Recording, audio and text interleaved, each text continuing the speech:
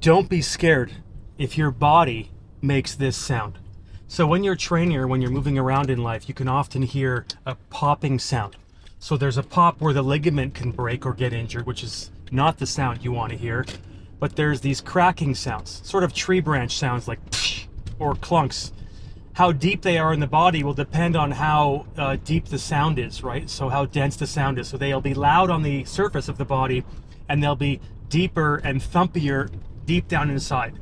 But that's a good thing. That's usually scar tissue or some sort of clump of damage that broke off. Usually if you hear that sound and you feel better, that's a good thing.